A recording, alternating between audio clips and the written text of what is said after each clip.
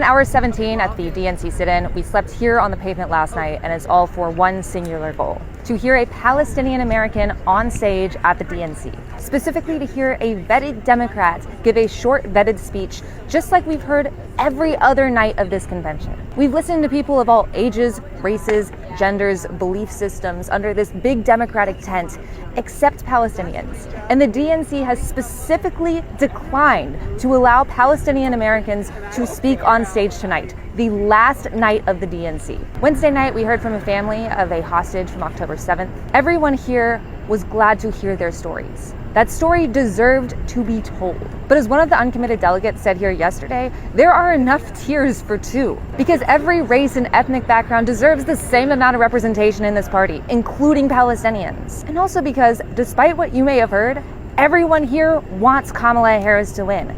That's why we are doing this. The entire purpose of the uncommitted movement was to give an alternative to Donald Trump, or to not voting at all. They're giving the DNC a chance to course correct, to work towards a ceasefire, to show they are willing to help Palestinian Americans and help Jewish Americans, to get all of the hostages home. As far as publicly, they have called for a ceasefire every night this week, and there was a panel about Palestinian human rights on Monday. But when it comes to public representation, when it comes to public engagement, then it's an issue. The demands of the uncommitted movement are for a permanent ceasefire and an arms embargo. This sit-in wasn't supposed to happen. It was figured that a Palestinian American would be able to speak, because why not? Even now, everybody here is ready to leave as soon as the DNC says a Palestinian American can speak on stage.